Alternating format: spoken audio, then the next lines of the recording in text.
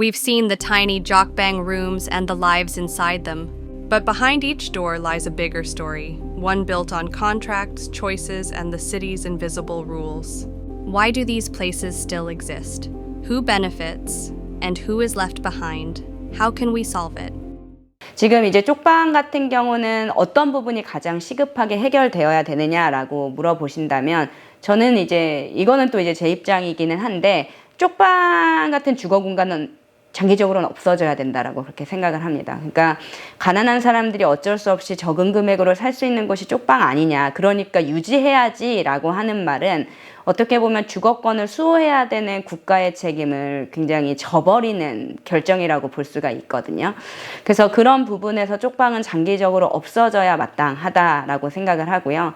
그렇게 되려면 결국은 이제 공공임대와 같은 이제 정부의 어떤 주거 정책들이 확장이 되면서 주거 빈곤의 어떤 대상들이 쪽방으로 가지 않고 적절한 공공임대로 유입될 수 있는 그런 통로들이 더 많아져야 된다라고 그렇게 볼 수 있을 겁니다.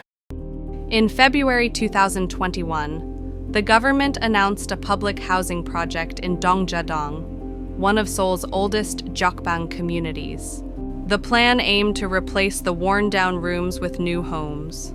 About 1,160 units for sale, and 1,250 public rental units. For many, it raised hopes of finally leaving the tiny rooms behind. 원래는 이게 국토부에서 진행하는 거예요. 국토부 장관이 여기를 재개발하겠다라고 공포를 하셨어요. 그래서 이분들, 그럼 여기 쪽방에 있는 주민분들은 어떻게 할 것인가? 그분들을 위한 임대주택을 1,150가구인가 그걸 지어주겠다고 했어요. 네. 그러면 그 건물을 먼저 짓고 그분들을 이쪽으로 이동한 다음에 재개발하겠다 이렇게 된 거예요. 그래서 여기를 공공개발하겠다고 했는데 공공개발을 반대하는 토지주들의 의견 때문에 이것이 현재 홀딩 중에 있고요. 요 건너편 중구에는 민간개발로 진행하고 있어요. 그리고 그분들을 위한 집을 현재 짓고 있고요. 이게 이제 보통 우리가 주거지를 재건축을 하거나 재개발을 할 때는 기본적으로 거기에서 이 주택을 소유하고 있는 사람들의 동의가 되게 필요해요. 그러니까 이 주택을 소유하고 있는 사람들이 본인에게 도움이 되면 그것을 하지만 도움이 되지 않으면 동의를 하질 않겠죠. 근데 이제 어쨌든 이것이 맨 처음에 시작이 될 때는 쪽방을 이제 공공임대주택으로 이제 개선을 해서 주거 환경을 그 지역 자체의 주거 환경을 확 개선하겠다라고 했을 때 공공이 굉장히 의지가 있었어요. 그래서 그 임대인들을 이제 그러니까 소유주들을 찾아가서 막 이렇게 뭔가 여러 가지 합의도 하고 뭐 여러 가지를 하기도 했는데 일단은 소유주들 입장에서는 이 쪽방을 개선을 하는 것이 그렇게 본인들의 수익에 도움이 되지는 않죠. 그렇다라고 해서 그 쪽방이 공공의 목적으로 이게 재건축이 되다 보니까 거긴 또 수익률이 낮죠. 이런저런 이유로 이제 임대인들을 설득하는 데 굉장히 어려움이 있었고. Behind each tiny room lies a quiet chain of people. A landlord owns the building, a manager collects the rent, and the tenant, often with nowhere else to go, pay for a few square meters of space. It's a private system that keeps the jokbang running, one built on everyone's own survival. As the government and the city move forward with the public housing project, different voices begin to appear. One showing opposition to the public redevelopment plan, another welcoming it. Progress on the public housing project has slowed amid the different views that exist within the same neighborhood. Along with these challenges, public housing faces another problem. The gap between demand and supply continues to widen, while the process remains long and complicated. 복지의 가장 기본은 주거라고 생각이 들어요. 내가 마음 편하게 누울 수 있는 곳, 쉴 수 있는 곳, 다른 사람에게 불편함이 없고 나만의 사생활 공간이 있는 곳, 저는 그게 주거권인데 그 주거권이 많이 부족하다. 그래서 보통 임대주택을 많이 선호하고 또 매입임대주택, 전세임대주택 이런 것들을 이제 많이 만들지만 수요만큼 공급이 많이 약하다 보니까 주민들은 기다릴 수밖에 없는 상황이고 특별히 이 지역이 재개발 구역이에요. 여기에 재개발 구역의 계획안은 나와 있지만 지구 단위 계획이라든지 앞으로 진행해야 되는 그 과정들은 아무것도 기록된 게 없어요. 그러다 보니까 주민들은 언제 될까 늘 그게 노심초사하며 기다리고 있는 중에 있고요. 최근에 이제 한 2000년 이후로 이제 주거권이라는 개념들이 이제 늘어나고 이제 어떻게 보면 한국에서 주거비가 너무 상승을 하면서 주거를 스스로 확보하는 게 너무 어려워지는 거예요. 이전보다.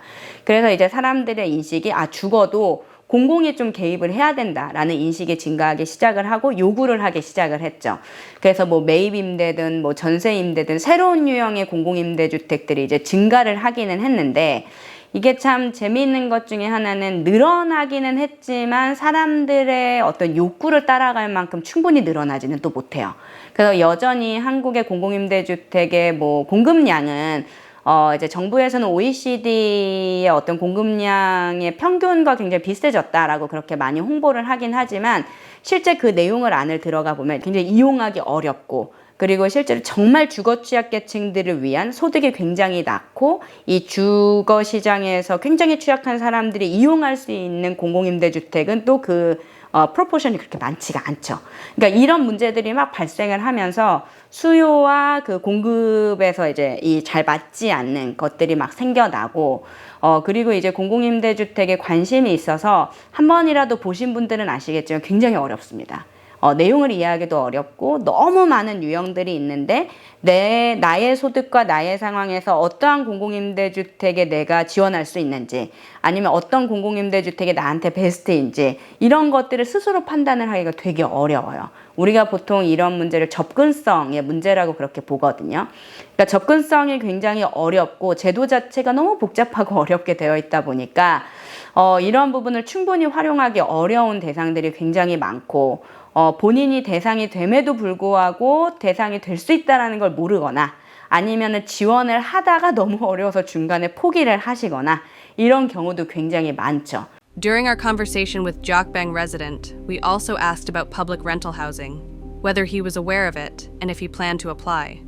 그 생각은 하고는 있어요. 근데 이제 그 상담하면서 좀 돈을 모아놓으라고 하는데 내가 이제는 이 생계비를 받아갖고 생활하고 뭐 하는데 다 들어가는데 과연 이게 실질적으로 이루어지지를 않을 것 같아요.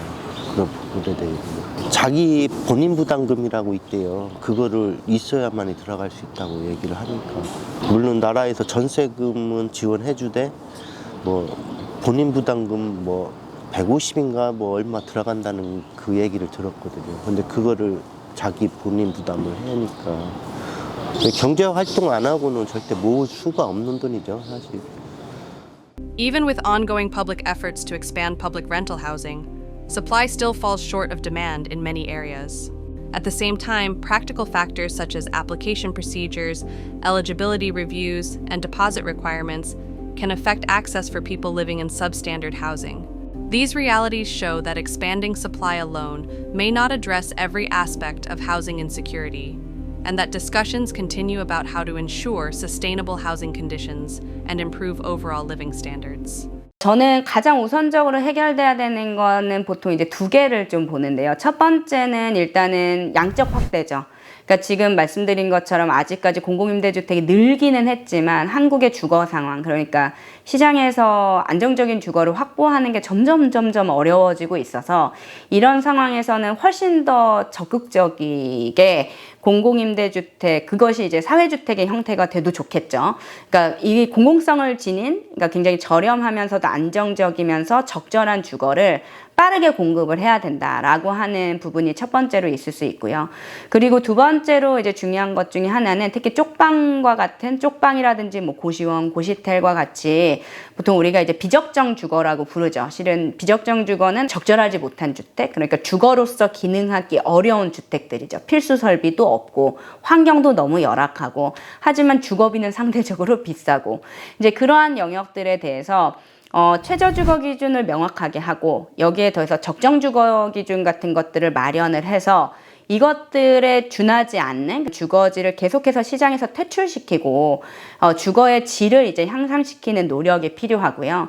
그리고 이제 여기에 더해서 이 어떻게 하면 그러면 이런 것들을 컨트롤할 수 있느냐라고 하면 최저주거 기준이던 이렇게 적절하지 못한 주거지를 공급하면서 임대료 수익을 얻는 임대인들에 대한 적절한 규제들도 필요하죠. 법적 기준에도 미치지 못하는 주거지를 임대하면서 수익을 올리면서 임대인으로서 의무를 하지 않는 사람들에 대해서는 계속해서 규제를 하고 이런 것들을 못하게 하고 그러면서 거기서 거주하는 사람들을 적절한 주거지로 이동을 시키고 이러한 노력들이 계속 꾸준히 이어져야 되지 않을까라는 생각을 합니다. 특히 이제 지금 현재 그 국토부에서 하고 있는 사업 중에서 주거 상향 사업이라는 게 있어요. 그러니까 적절하지 못한 주거지에 거주하시는 분들에 대해서 주거 상향을 지원을 하는 사업이 있죠. 특히 이제 공공임대와 같은 곳으로 이제 이주를 지원하는 사업이 있는데 그 사업을 계속하지만 쪽방에 계속 사람들이 사는 이유는 이주를 하면 집이 비니까 거기에 또 누군가가 들어오죠.